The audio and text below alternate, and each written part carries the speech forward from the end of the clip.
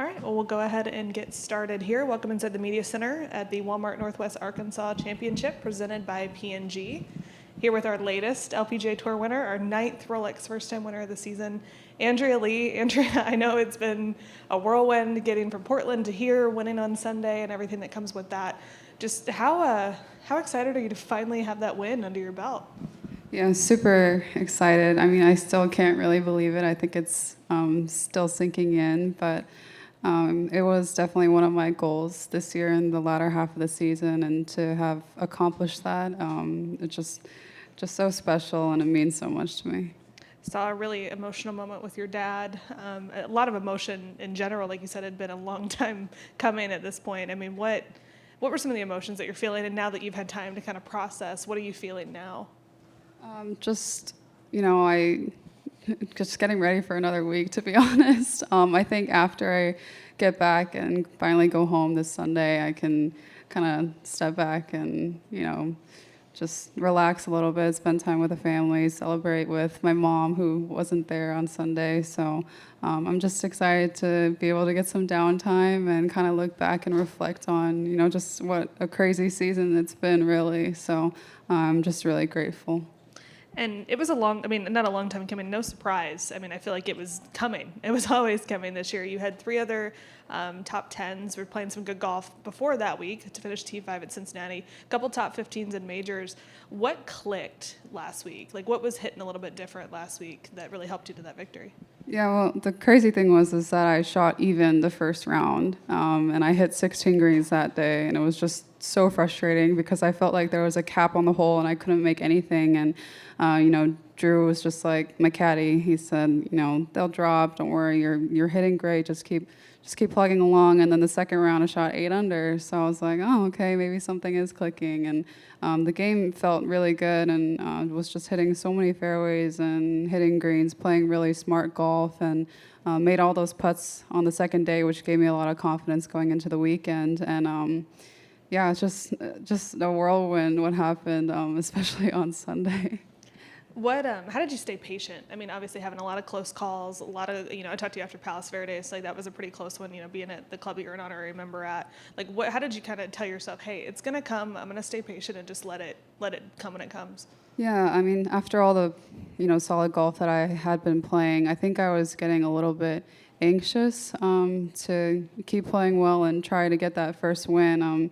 In Canada and in Toledo, I think I was just playing kind of anxious golf a little bit, getting a little ahead of myself, and trying to, expect that I'm going to continue to play great golf and that the win will come. And yeah, I think I was just getting a little too far ahead, and so I just kind of decided to slow it down after Toledo, and Cincinnati had a really good week there at T5, like you said, and then the week in Portland last week, everything clicked together, and I stayed super patient, especially that final round after being 2 over through 3 holes. Told myself to keep going, and no matter what happens, it's just another great opportunity to be in contention and another great experience. And but luckily, it went my way. It's not your only win this year. Obviously, won on the Epson Tour back earlier this season. What kind of confidence did that give you? I think that's kind of when the switch seemed to flip for you. Yeah, after last year, I keep saying this, but I had a really tough year and I struggled a lot, and that win on the Epson Tour really helped with my confidence when I really doubted myself, can I even win, on the professional circuit? And yeah, I think just from then on, it was not smooth sailing, but just I gained so much confidence in that, and just had a lot of good finishes on the LPGA and got my full status back, which I didn't even expect at the beginning of the year. So, it's just been wild for what's been happening this year. Well, now that you have that win under your belt, we're here in Arkansas. Of course, have you been out here before, played in this event? And if you have, and obviously saw the golf course today with the Pro-Am, what'd you think of Pinnacle? Yeah, this is my 3rd time. I played in 2020 when Austin won, and then last year. Don't have the best track record, to be honest, here yet, but hopefully that'll change this week. I really like the golf course. It's always in great shape. The greens are really nice, and there are some tricky holes out here where you have to play smart and maybe not hit driver off the tee. But for the most part, everything's pretty in front of you, and it's definitely a birdie barrage out there. The winner always shoots at least like 16, 17 under par for 3 days, which is pretty crazy. So it feels like more of a sprint this week than a marathon, which is usually what it is. But yeah, just gonna try and go out there and have the same game plan that I've been having. Awesome. We have a couple questions from the Zoom. I'm not sure if we want to ask to unmute your mic. Okay. Well, I'll just ask these. So just a couple from Beth Ann Nichols. Just kind of now that the win's under your belt, you've played such good golf, how much is the Solheim on your mind? And to make that team next year, what would that mean to you? Yeah, it's definitely been one of my huge goals after I turned professional. It would be the biggest honor to represent the USA at the highest level on the Solheim Cup team. I've played Junior Ryder Cups, Junior Solheim Cups, and the Curtis Cup, and every time it's just such a special experience being able to represent your country. And I watched the Solheim Cup every single year, and last year too. And yeah, it's always been a huge dream of mine to be on the Solheim Cup team. So definitely thinking about that. But I know we still have a year left, and a lot can happen. But hopefully, I can keep playing solid golf until then.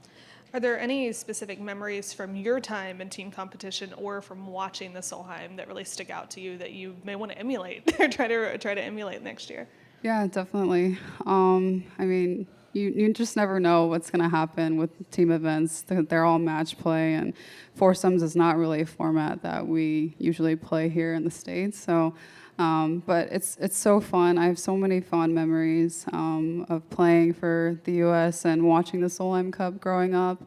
I think one of the standout years was, I can't remember which year exactly, but Julie Inkster was the captain of the Solheim Cup team, and they had a huge comeback on the last day, and just things like that, stories like that are, something that you dream about, and you hope to be able to be a part of the team that wins at the end of the day. So hopefully I'll be able to make a team and create memories of my own at a Solheim Cup.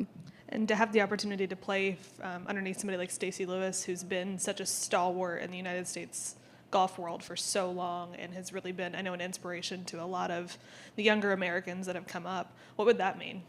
Yeah, it would mean so much to play under Stacy. I've looked up to her ever since I was a junior golfer. She was #1 in the world, and she's had her battles with scoliosis, and she's just such a fighter. And I don't think you would really know unless you played with her on the golf course that she is, kind of feisty and has that, attitude. And she's, like I said, just a fighter, and it would just mean so much to be able to have her as my captain on the Solheim Cup team. So hopefully that'll happen. Just kind of switching gears a little bit, another question from Beth Ann. When you're kind of looking at your game or really working on your game, how much are you looking at the statistics? And like how much are you relying on those numbers to really tell you what you need to work on? Yeah, I mean, I definitely look at my stats every week. Where was I in driving accuracy, greens hit. Mostly I look at the short game statistics, how many percent did I get up and down, and what do my sand saves look like, and how many putts did I average during that week. And I think that helps me build off of what I need to work on for the next tournament. And like I said, I've just been playing really solid and steady golf lately, and I'm not really looking to change anything and just kind of still sharpen the edges on what I think I need to work on.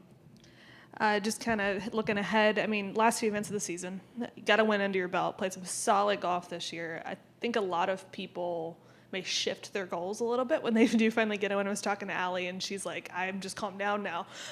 But what are some of your goals now that you've got that win under your belt, you've played such solid golf as you look ahead to the next few events?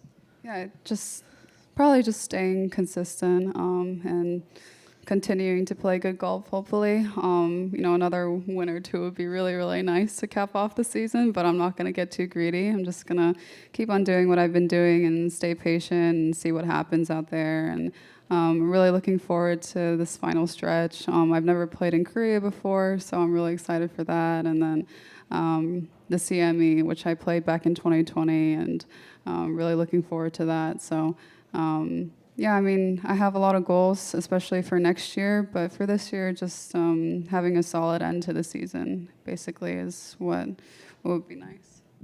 And then, again, with not very many events left, it's been a long year. How have you kind of managed your energy? And winning takes a lot out of you. I don't think anybody tells winners that until you experience it, but winning takes a lot out of you. So how have you learned to manage your energy with all of these events on the calendar? Yeah, this is my 5th week in a row, which is definitely my cap, I think. But I've been taking it easy. Monday, when I got in, I didn't do anything, and then Tuesday, I literally just came out and hit some balls and putt a little bit, but didn't go on the golf course because today I had the 18-hole pro-am. But yeah, just trying to conserve my energy because I definitely feel a little fatigued, especially after last week. I think just mentally and physically too. So I'm looking forward to a week off before the LA event. But I think 5 is my max. That's a good number. One more from Beth Ann. So how long has Drew been on your bag, and how much has he helped you? Yeah, Drew's been on my bag since I think our first event together was the Cognizant in Founders in New Jersey. And yeah, he's been great. I think we work really well together. He's a veteran caddy. I mean, he's young, but he's been out here for 10 years already, which is crazy. But yeah, he keeps me really calm out there, and we joke around a lot, trying to get the mind off of golf sometimes, which is really helpful. And yeah, I mean, he's been great, and I'm really thankful for him to be a part of my team. And then I'm asking one fun final question of everybody. There's a big football game this weekend that's going to be taking place between Arkansas and Texas A&M. Considering where we are, there's a very obvious answer, but who would you pick to win that football game? If I said Texas, I'd probably get smacked right now. Arkansas, okay. No, definitely. Any reason for that? Is it just because you're in hog country? Or? Partly. That's a good answer. Yeah. Awesome. Well, hey, good luck this week. We're looking forward to it. Thank you.